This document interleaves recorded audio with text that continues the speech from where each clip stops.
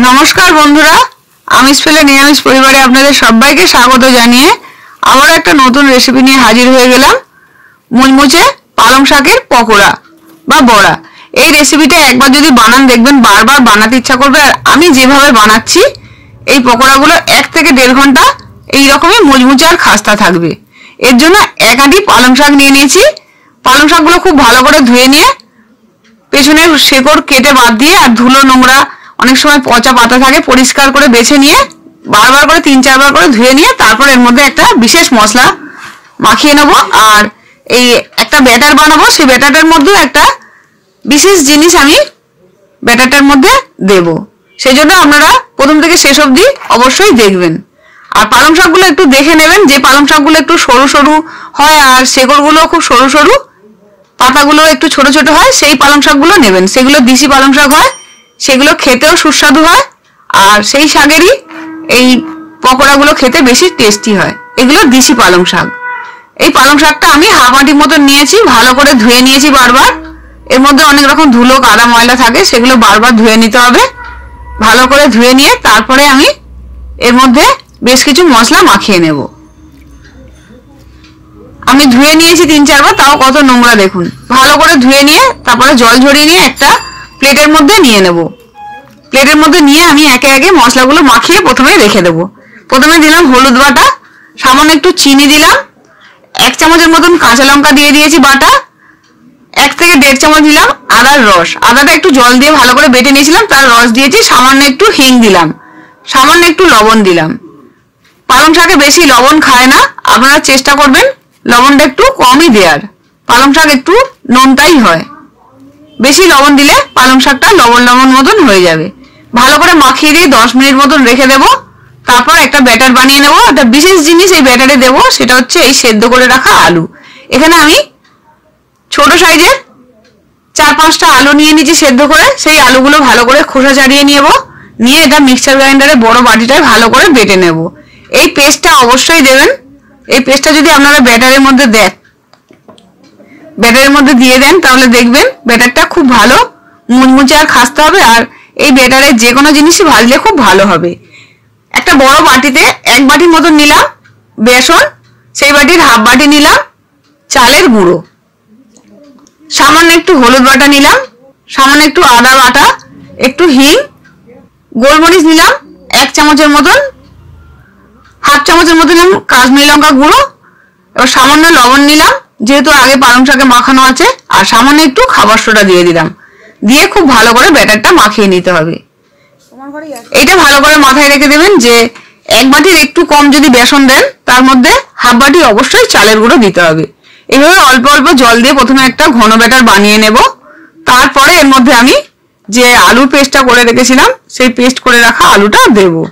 প্রথমেই আলুটা দেব না, আগে ব্যাটারটা এইভাবে মিক্সড করে নিতে হবে অল্প জল দিয়ে, না হলে আলুটা ওই শুকনো বেসনের মধ্যে বা চালের গুঁড়োর মধ্যে পড়ে একটু ডেলা ডেলা হয়ে যেতে পারে।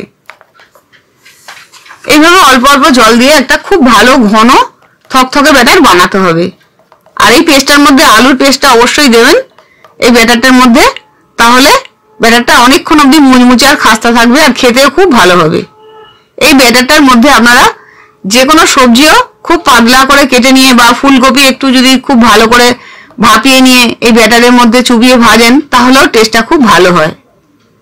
আপনারা একবার হলেও এইরকম ভাবে ব্যাটার বানিয়ে পালং শাকের বা যে কোনো শাক সবজিরই পকোড়া করে খেয়ে দেখতে পারেন। দেখবেন যে কোনো আমিষ পকোড়াকেই হার মানিয়ে দেবে। এমনকি চিকেন পকোড়াও ফেলে লোকে এই পকোড়াই খাবে। এবার কড়াতে সাদা তেল গরম করে নিয়ে একে একে আমি পকোড়াগুলো এইভাবে লাল লাল করে ভেজে নেব। এই সময় গ্যাসের ফ্লেমটা মিডিয়ামে রাখবেন, খুব বেশি জোরে রাখবেন না, মিডিয়ামে রেখে এইভাবে লাল লাল করে ভেজে নিতে হবে। খুব বেশি জোরে রাখলে ভেতরটা কাঁচা থেকে যাবে, তাহলে ভালো লাগবে না। মিডিয়ামে রাখলে সমস্তই ভেতরে আর সামনেটা দুটোই সমানভাবে খাস্তা আর মচমচে হবে, ভেতরটাও খুব ভালোভাবে ভাজা ভাজা হয়ে যাবে। এইভাবে আমি উল্টিয়ে পাল্টিয়ে 10-12 মিনিট ধরে সমস্ত পকোড়া আমি 3-4 বারে ভেজে নিয়েছি। আর ব্যাটারটা একটু বেশি হয়েছিল বলে সেই ব্যাটার দিয়ে আমি বেশ কিছু ফুলের মতন বড়া করে নিয়েছি। আর ঘরে একটু ধনেপাতা ছিল, সেই ধনেপাতাটা দিয়েও বেশ কিছু পকোড়া বানিয়ে নিয়েছি। আপনারাও বাড়িতে যে কোনো শাক থাকলে বা সবজি থাকলে এইভাবে এই ব্যাটার বানিয়ে এইভাবে বড়া বা পকোড়াগুলো বানিয়ে করে দেখতে পারেন। আর কে কে এই রেসিপি এইরকম ভাবে বানান আপনারা আমাকে অবশ্যই জানাবেন। এইভাবে যদি এই রেসিপিগুলো বানান আপনারা, এই পকোড়াগুলো যদি বানান, দেখবেন বাড়িতে চা কফি খেলে তখনও মনে হবে এই পকোড়া দিয়েই খাই। এমনকি পকোড়াগুলো এত সুস্বাদু হয়, আপনারা ডালের সঙ্গেও যদি খান, ডালের পাতে খুব ভালো লাগবে। এমনকি সস দিয়েও টেস্ট লাগবে। বাচ্চাদের আপনারা এইভাবে শাক সবজির পকোড়া বানিয়ে দিতে পারেন। পালং শাকে প্রচুর পরিমাণে আয়রন আছে, বাচ্চারা যখন খেতে চায় না তাদের এইভাবে বানিয়েও খাওয়াতে পারেন। ধনেপাতাটাও খুব ভালো করে ধুয়ে নিয়ে এইভাবে আমি পকোড়া বানিয়ে নেব। আর সমস্ত পকোড়া এইভাবে মিডিয়াম আঁচে লাল লাল করে ভেজে নেব। খুব বেশি জোর আঁচ দেবেন না। এইভাবে মিডিয়াম আঁচে যদি ভাজেন দেখবেন পকোড়াগুলো খুবই খাস্তা মুচমুচে হবে। অনেকক্ষণ অবধি এগুলো মুচমুচে আর খাস্তা থাকবে। তেল ঝরিয়ে ঝরিয়ে সমস্ত পকোড়া তুলে নিয়ে তারপরে আমি সব শেষেই ধনেপাতার পকোড়াটা বানাচ্ছি। ধনেপাতাটাও এইভাবে আমি শেকড়টা বাদ দিয়ে ধুয়ে নিয়ে পকোড়ার মতন এইভাবে বেসনের ব্যাটারে চুবিয়ে নিয়ে ভেজে নিচ্ছি। একবার হলেও অবশ্যই বানাবেন। নতুন বন্ধু যদি রেসিপিটা ভালো লাগে তাহলে আমার চ্যানেলটা সাবস্ক্রাইব করার অনুরোধ রইল। আর পুরনো বন্ধুদের অসংখ্য ধন্যবাদ পাশে থেকে আমাকে সাপোর্ট করার জন্য। দেখুন কেমন হয়েছে, খুবই খাস্তা আর মুচমুচে হয়েছে। এই পকোড়া যদি একবার সকালের দিকে বানিয়ে রেখে দেন, আপনারা দুপুরবেলা খাওয়ার সময় খুবই ভালো শক্ত আর মচমচে থাকবে। এমনকি যদি বিকেলে বানিয়ে রেখে সন্ধ্যেবেলা মুড়ির সঙ্গে খান তাহলেও দেখবেন অনেকক্ষণ অবধি মচমচে থাকবে। আমার বাড়িতে এই পকোড়া মাঝে মাঝেই হয়, আর হলে বেশিক্ষণ থাকেও না, খুব তাড়াতাড়ি উঠে যায়। একবার হলেও এই পকোড়া অবশ্যই বানাবেন। আর ভালো লাগলে লাইক শেয়ার করবেন, কমেন্ট করে আমায় জানাবেন। যে বন্ধুরা ফেসবুক পেজ থেকে দেখছেন তাদের কাছে অনুরোধ রইল আমার চ্যানেলটা সাবস্ক্রাইব করে রাখার বা ফলো করে রাখার। ধনেপাতার পকোড়াটা খুবই টেস্টি হয়েছে। দেখবেন এইভাবে অবশ্যই পালং শাক আর ধনেপাতার পকোড়া বানাবেন।